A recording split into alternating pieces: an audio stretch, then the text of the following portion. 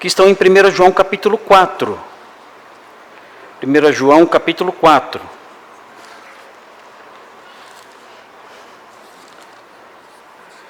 João no capítulo 4, os versículos 9 e 10, nós dissemos que esses versículos mostram dois objetivos de Cristo ter vindo ao mundo. Por que Cristo veio ao mundo? E nós ouvimos várias explicações por aí afora. A principal delas, entre os incrédulos, é que ele veio para dar exemplos, enfim. É uma ideia de influência mais moral de Jesus ter vindo aqui. Inclusive atribuem influência moral até a sua morte e tudo mais. Mas nós entendemos que ainda que o Senhor Jesus seja um exemplo para nós e temos que seguir os seus passos, como diz Pedro em sua epístola, nós aprendemos outras razões. Razões muito mais especiais, singulares, pelas quais o Senhor veio a este mundo. E duas delas estão aqui, nos versículos 9 e 10 de 1 João 4. Diz assim, o versículo 9, já exposto por nós, diz assim, 1 João 4, 9. Nisto se manifestou o amor de Deus em nós, em haver Deus enviado seu Filho unigênito ao mundo, para vivermos por meio dele. Nós temos aqui então expresso, de modo muito claro, o primeiro objetivo aqui apontado por João nesse capítulo, pelo qual o Senhor Jesus Cristo veio a este mundo. Já explicamos esse versículo, eu não vou falar sobre o versículo 9, porque os irmãos já têm esse versículo explicado à sua disposição no nosso site, na internet. Pastor Thomas já tem publicado a explicação desse versículo.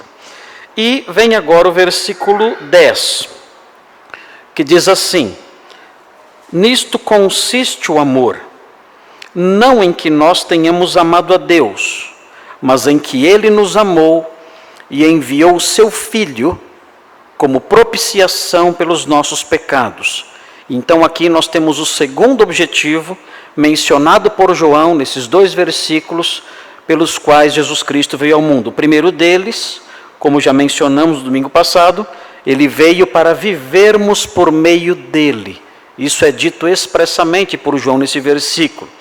No versículo 10 é dito, o versículo que está agora sob análise, é o versículo que diz que ele veio para fazer propiciação pelos nossos pecados. Esses são os dois objetivos, vivermos por meio dele e para fazer propiciação pelos nossos pecados. Se os irmãos virarem um pouquinho a página da Bíblia, os irmãos verão que existem outros propósitos mencionados no capítulo 3, versículo 5 e versículo 8. Mas nós não vamos falar desses versículos, só quero mencionar aos irmãos esses dois versículos para que os irmãos tenham ciência disso. Diz assim, 1 João 3,5, sabeis também que ele, Jesus, se manifestou, aqui uma clara alusão à encarnação, para tirar os pecados, e nele não existe pecado. Eis aí outro item relacionado aos objetivos pelos quais Cristo veio ao mundo, para tirar os pecados. E no versículo 8 você encontra mais um objetivo, diz assim: aquele que pratica o pecado procede do diabo. É uma sentença bastante severa, bastante dura, bastante rígida, e que que encerra uma verdade que deve estar em nossa mente. Aquele que pratica o pecado, ou seja, aquele que vive, de acordo com o tempo verbal presente aqui no texto original, aquele que vive na prática do pecado. O pecado é a marca da sua vida. Ele vive no pecado, essa pessoa procede do diabo, diz o texto. Esse é um dos motivos pelos quais a pessoa vive no pecado. Não é o único motivo, é um dos. Essa pessoa vive no pecado porque ela procede do diabo. Ela é um filho de Satanás, uma planta que o diabo tem cultivado. E diz, porque o diabo vive pecando desde o princípio. E aí vem o nosso versículo relacionado ao Natal. Para isto se manifestou aqui a encarnação do Verbo, o Natal. Para isso se manifestou o Filho de Deus. 2 pontos.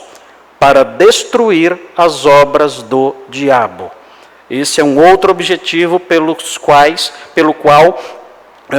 é mais um objetivo pelo qual Jesus Cristo veio ao mundo, para destruir as obras do diabo. Quem é liberto por ele é liberto inclusive da influência do diabo, que o faz viver debaixo do seu cetro abominável.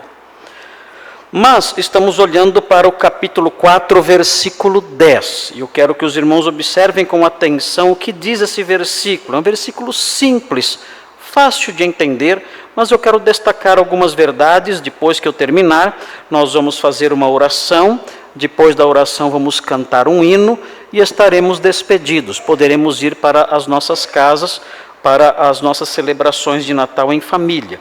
E eu quero compartilhar esse versículo, especialmente porque muitas vezes acontece de os irmãos irem para casa e se reunirem com familiares que não são crentes, que não têm o hábito de ir à igreja nenhuma, e muitas vezes, por saberem que nós somos crentes e vamos à igreja, estamos sempre lendo a Bíblia, estamos sempre aprendendo coisas acerca de Deus, os nossos familiares ali num momento, eles dizem: olha, será que você não quer trazer uma palavrinha para nós, antes de nós celebrarmos aqui o Natal e comermos juntos?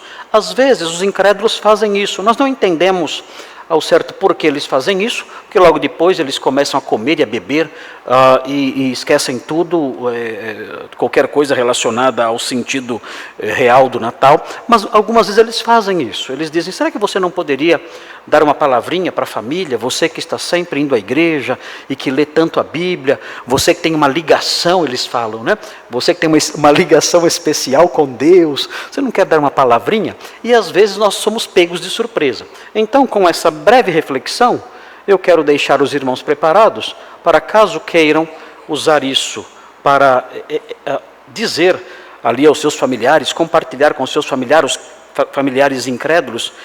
Caso surja uma oportunidade, então os irmãos poderão usar esse versículo para apontar coisas importantes que podem mudar a vida deles. Vejam o que diz então o versículo 10, o segundo propósito pelo qual Jesus Cristo veio ao mundo. Ele veio para fazer propiciação pelos nossos pecados. Diz assim: nisto consiste o amor. Aqui João vai explicar o que é o amor de verdade. O maior exemplo de amor que a humanidade já viu. Ele vai falar de que consiste o amor, a essência, o exemplo maior.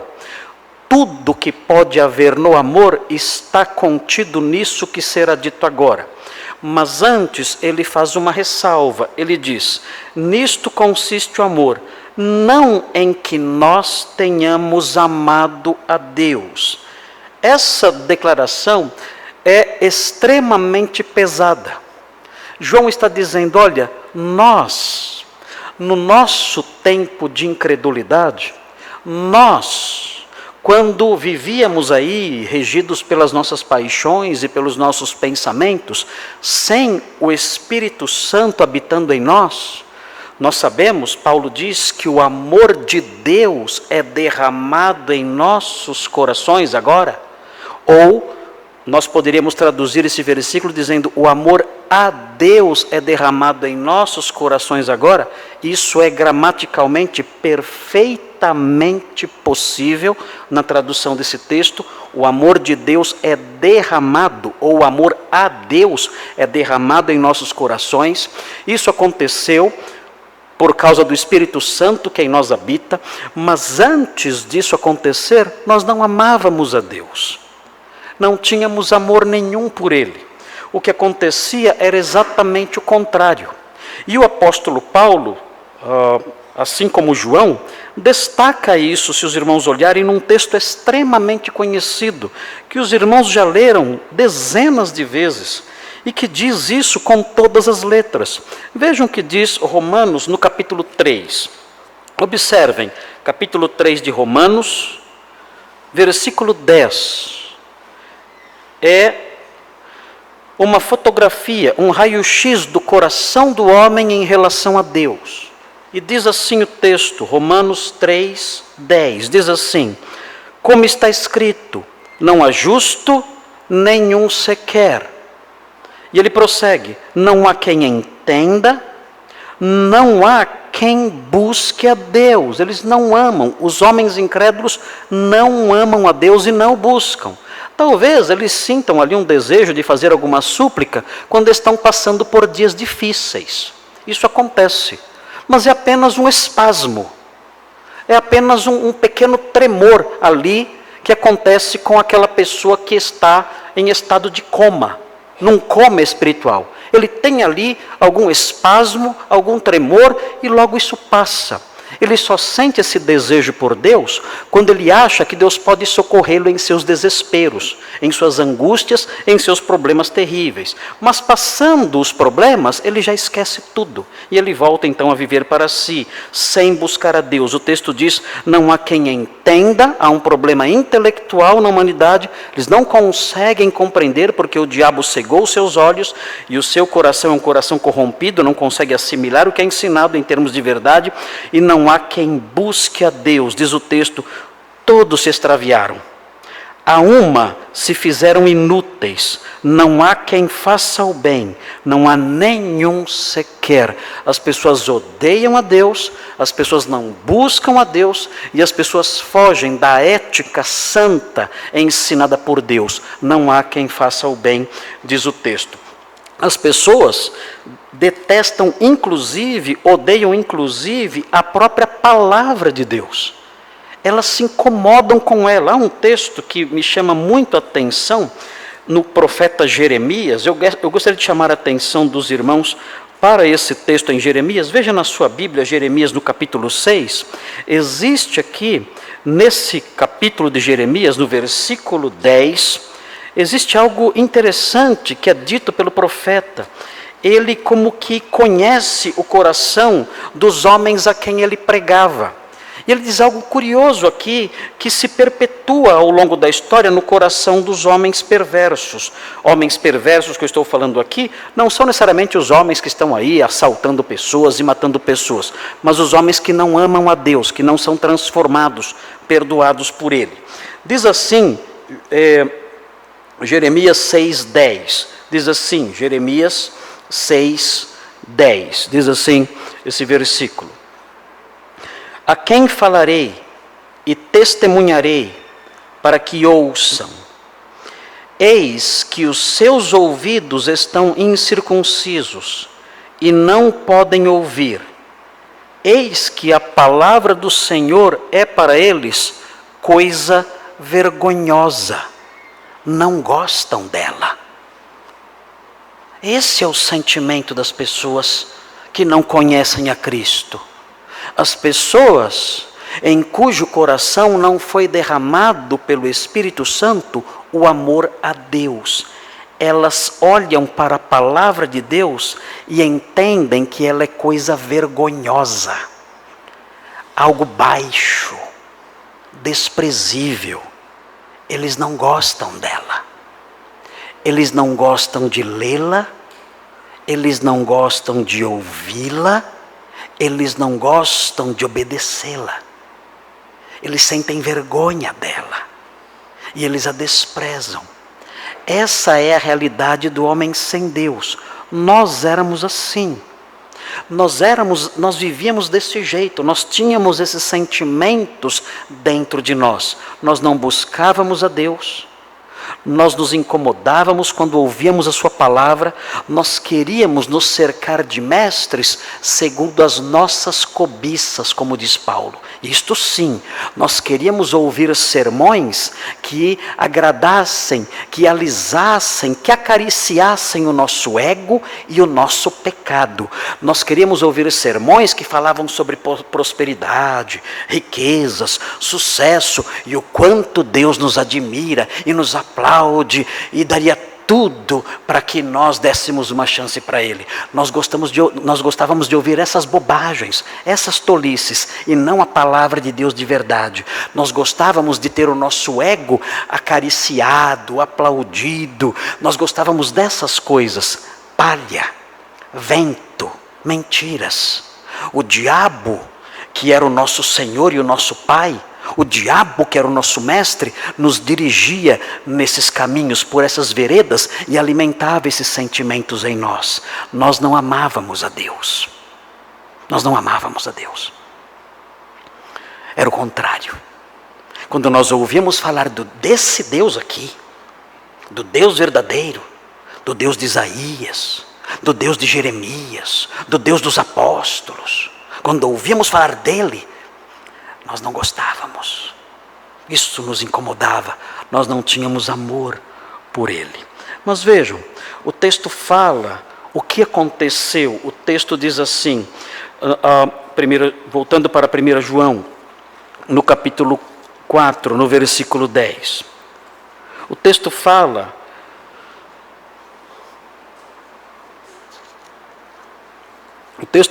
sobre a forma como o Senhor tomou a iniciativa de nos amar. Diz assim: nisto consiste o amor, não em que nós tenhamos amado a Deus, mas em que Ele nos amou. Nós sabemos que Deus nos amou por várias razões. O Senhor tem nos abençoado, nos tem dado tantas coisas. Mas uma das formas pelas quais Ele nos amou, que deve ficar gravado em nós, é que Ele quebrou o nosso coração endurecido. Nós que antes não buscávamos a Deus, nós que antes não tínhamos atração nenhuma por Ele, nós que antes não tínhamos interesse nenhum em Sua palavra, num dado momento, o Seu Espírito começou a trabalhar em nós. E nós não entendemos ao certo como ou por que isso aconteceu. Mas Ele começou a acender em nós uma pequena chama. Uma chama de desejo por Ele. Uma sede. Uma fome. Nós começamos a buscá-lo. E nós não sabíamos de onde isso vinha. Hoje sabemos. Hoje sabemos que o Senhor Jesus Cristo disse, Ele explicou, Ele disse: olha, ninguém pode vir a mim se não for trazido pelo meu Pai. Nós agora então entendemos o que aconteceu naquela época, quando ainda éramos incrédulos e começamos a nos aproximar. Nós entendemos que aquilo não foi iniciativa nossa. Aquilo, mais uma vez, foi iniciativa dele. Ele nos amou primeiro e Ele começou a trabalhar em nós. Ninguém pode vir a mim se isso não for concedido pelo meu Pai. Ninguém pode vir a mim se o Pai não o trouxer. Hoje aprendemos isso, mas na época não sabíamos. Começamos a buscar ao Senhor, a querer ouvir a sua voz. Por quê? Porque Ele tomou essa iniciativa de começar a nos impulsionar, de começar a nos atrair, de começar a nos modificar por dentro. Até que então nós ouvimos a mensagem do Evangelho e dissemos: era isso que eu estava procurando. Era isso de que eu precisava. Eu creio sim no Senhor. Então nós aprendemos essas coisas maravilhosas no Evangelho. Mas aqui, nesse texto, aprendemos algo ainda maior.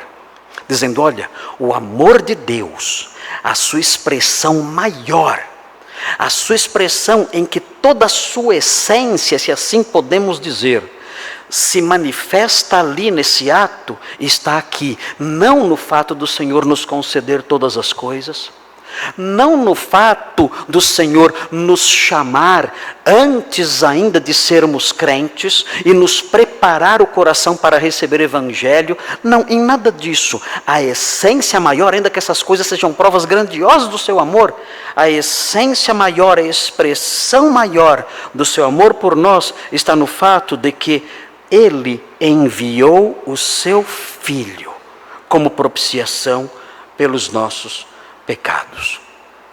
Nós não amávamos, nós éramos inimigos, mas Ele nos amou tanto que Ele enviou o seu próprio Filho para morrer por nós. É um amor indizível, impossível de se traduzir com palavras humanas. O apóstolo Paulo, em Romanos 5, ele explica isso nos versículos 6, 7 e 8. Um texto também bastante conhecido pelos irmãos. Diz assim, 6, 7 e 8 de Romanos 5. Diz assim, porque Cristo, quando nós ainda éramos fracos, aqui não está falando de fraqueza física, é fraqueza moral.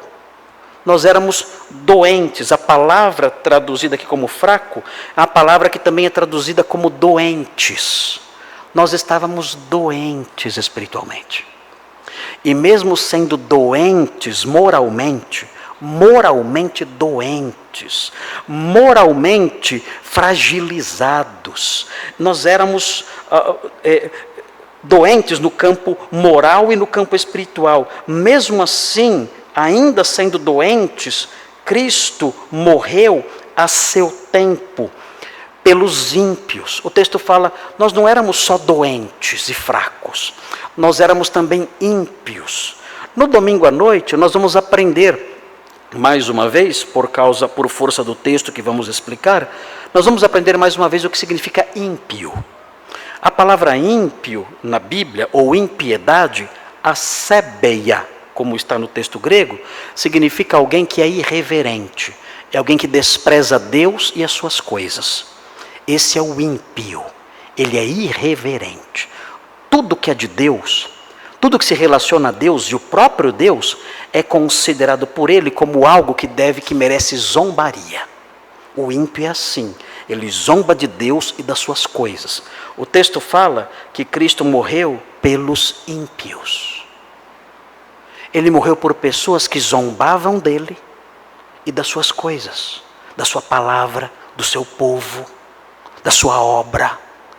Ele morreu por pessoas assim. E o texto prossegue. Vejam o versículo 7.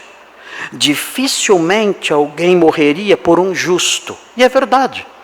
Dificilmente você daria sua vida para salvar alguém justo. Você diria, não, lamento, ele está sendo condenado à morte, eu não vou dar a minha vida no lugar da vida dele. Dificilmente alguém faria isso. Pode acontecer. O texto diz, pois poderá ser que pelo bom alguém se anime a morrer. Isso pode acontecer, é raro, mas pode acontecer. Agora vejam 8. Mas Deus prova o seu próprio amor para conosco pelo fato de ter Cristo morrido por nós, sendo nós ainda pecadores, injustos, maus. Nisto consiste o amor. O amor é isso. O amor, a maior expressão do amor é essa. Cristo, absolutamente santo, morreu por nós, absolutamente iníquos. Cristo, absolutamente justo, morreu por nós, absolutamente fracos, ímpios e pecadores. Esta é a essência expressa, manifesta do amor. E o texto termina dizendo o seguinte, ele o enviou e explica para quê. E aqui vem um dos objetivos, o segundo objetivo da encarnação do Verbo. Ele o enviou como propiciação pelos nossos pecados. O que é isso? O que é propiciação? Propiciação traz algumas coisas implícitas. Eu fiz uma definição, como eu fiz numa outra ocasião, eu fiz aí uma definição para os irmãos de outros temas. Eu tenho esse costume de trazer definições para os irmãos. Eu fiz uma pequena definição também de propiciação, uma explicaçãozinha do que é, para que os irmãos entendam o significado desta palavra, a palavra propiciação. O que significa isso? Propiciação, aqui na definição, breve e simples definição que eu fiz, propiciação é um dos resultados da morte de Cristo, que consiste no aplacamento da ira de Deus contra o pecado. Isso é, grosso modo, propiciação. É o aplacamento da ira de Deus contra o pecado. Quando Cristo morreu na cruz, Ele fez propiciação pelos nossos pecados. Ele aplacou a ira de Deus contra o pecado. Prosseguindo aqui. Aos olhos de Deus, o pecado precisava ser punido. Deus, sendo um Deus justo, tinha que punir o pecado. Não havia outro jeito. Ele não podia passar por cima. Não podia fazer vistas grossas. Não podia olhar para aquilo e deixar para lá. Não, ele é justo. Ele não pode deixar a injustiça sem punição. Deus, aos olhos de Deus, o pecado precisava ser punido. Cristo, portanto, ao morrer na cruz do Calvário, satisfez as exigências de Deus no tocante a essa punição. Ele foi punido em nosso lugar. Nós pecamos, mas ele foi punido em nosso lugar. Ele satisfez as exigências de Deus no tocante à justiça contra o mal. E com isso, então, a ira de Deus foi aplacada. Agora vejam, agora, depois dessa obra feita, para se beneficiar desse efeito da obra de Cristo, é necessário que o homem creia nele, recebendo-o como Salvador único e suficiente. Cristo aplacou a ira de Deus. Como eu me beneficio disso? Automaticamente? Basta eu nascer e a ira de Deus já está aplacada? Não. A palavra de Deus diz que para eu me beneficiar dessa obra de aplacamento da ira de Deus, eu tenho que crer em Cristo, recebendo em minha vida. O apóstolo Paulo fala sobre isso claramente. Vejam, Romanos 5, versículo 1. Espero que os irmãos estejam compreendendo as minhas palavras e entendendo esses detalhes. São detalhes tão simples, que os irmãos já conhecem bem, na verdade. Diz assim, Romanos 5, primeiro versículo, versículo 1, diz assim, vejam o que diz, justificados. Justificados significa perdoados judicialmente.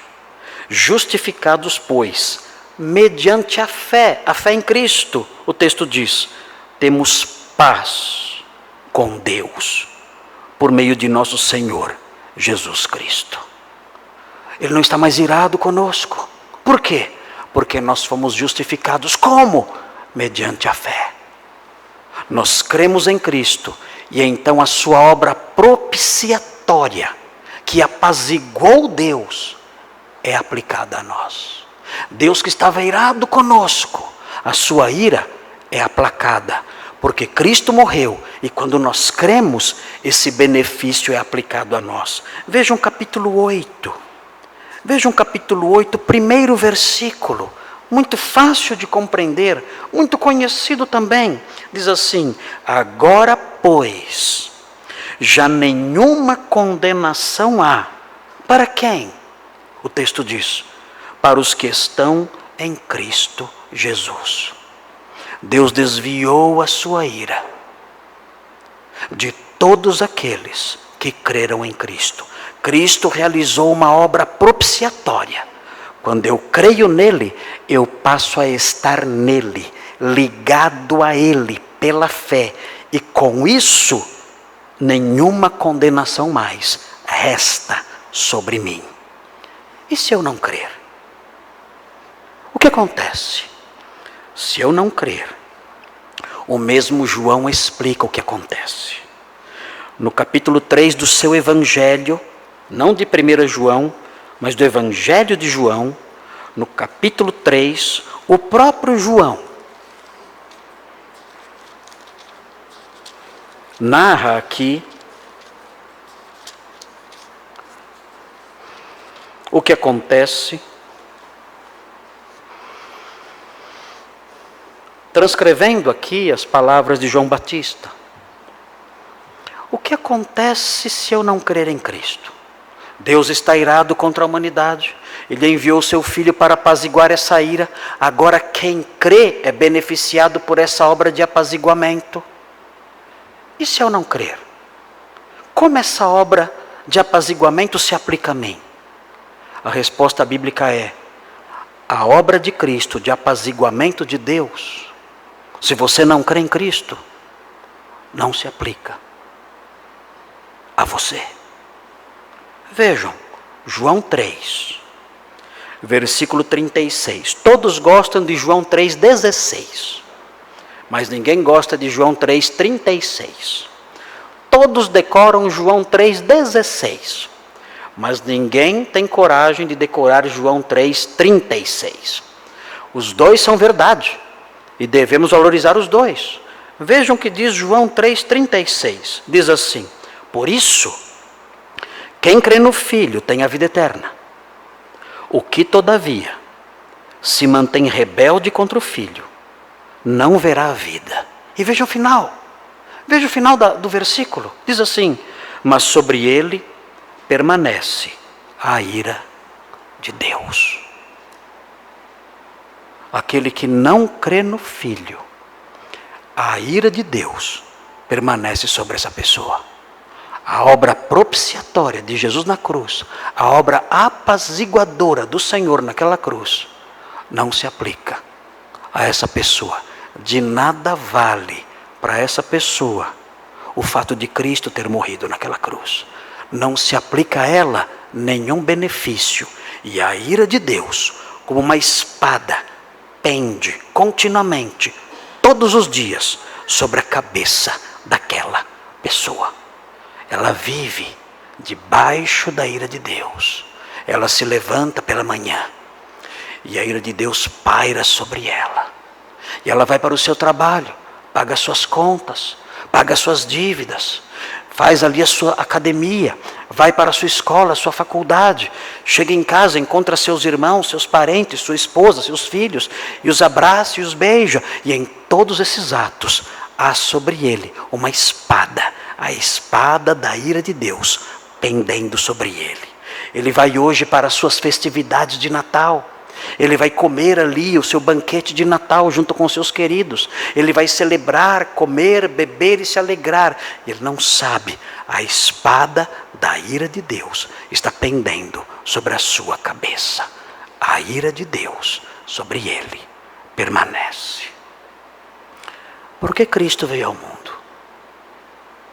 Por quê? Esses dois versículos resumem. Ele veio para que vivêssemos por meio dele. Como isso é rico, como é importante. Queria pregar de novo o versículo 9, mas não tenho tempo. E para o que mais ele veio? Para realizar a propiciação pelos nossos pecados, para apaziguar Deus na sua ira contra nós. Você que está aqui hoje, você que está me ouvindo em casa, você que vai me ouvir depois, a pergunta que fica é: você está de bem com Deus? Você crê no Filho de Deus? Você o recebeu como seu Salvador? Eu não estou perguntando se você foi batizado, se você vai à igreja, se você gosta de ouvir palestras religiosas. Não estou perguntando essas coisas. Eu estou perguntando se você já recebeu Jesus Cristo como seu Salvador. Se Ele é o Senhor e Salvador único da sua vida. O seu único e suficiente Salvador, como diziam os antigos. Aquele que morreu na cruz pelos seus pecados e aquele a quem você recebe pela fé.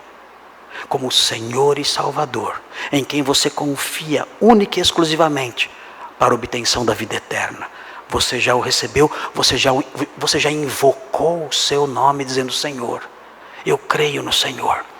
Salva-me. Eu sei que o Senhor é o Filho de Deus encarnado, que veio aqui, foi posto naquela manjedoura, cresceu, andou fazendo bem, realizou o seu ministério. No final foi morto, crucificado e depois ressuscitou ao terceiro dia, venceu a morte, está à direita do Pai. Eu creio no Senhor. O Senhor é o meu Rei, o meu Salvador. Salva-me, socorro, ajuda-me, livra-me, liberta-me do pecado, liberta-me da condenação, desvia a ira de Deus de sobre mim. Eu recebo em minha vida. Você já fez isso?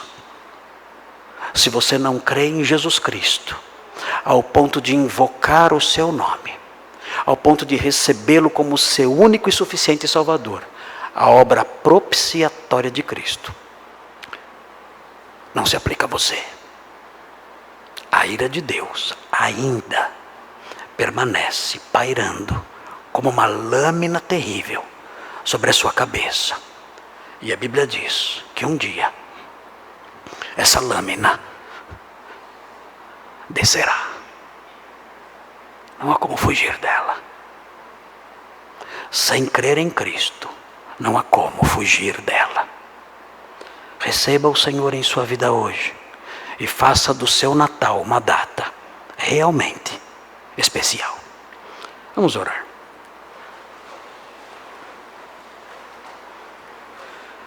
Pai bondoso, Rei eterno, nós louvamos o seu nome porque Jesus Cristo veio ao mundo para que vivêssemos por meio dele.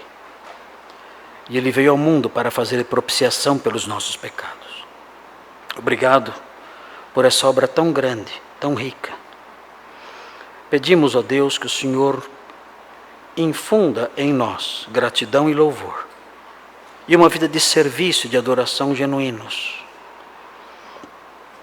para que demonstremos com o nosso modo de viver e pensar e falar, demonstremos que realmente amamos o Senhor, que somos gratos ao Senhor, porque por meio de Jesus Cristo, expressão maior do seu amor, a sua ira foi desviada de nós quando cremos. E agora suplicamos juntos aqui, todos os crentes aqui presentes, suplicamos por nossos entes queridos, nossos familiares, incrédulos, talvez pais, mães, irmãos, cunhados, sobrinhos, irmãos, não sabemos, filhos, não sabemos. Rogamos por todos os familiares dos nossos irmãos aqui presentes, juntos aqui unidos nesta súplica. Oramos por eles, pedindo que um dia, pela ação do seu Espírito, que um dia também trabalhou em nós, que eles possam compreender o Evangelho, que a venda possa cair dos seus olhos, que Satanás, que cega o seu coração, possa ser afugentado pela força da luz do seu Espírito, e que eles possam crer em Cristo e viver por meio dele. E crendo em Cristo, possam se beneficiar da obra propiciatória dele na cruz, que desvia a sua ira, que desviou um dia a sua ira de sobre nós. Que eles entendam essas coisas e possam invocar o nome de Jesus e sejam salvos. Pedimos essas coisas a fim de que o nosso Natal seja um Natal ainda mais feliz. Em nome de Jesus, amém.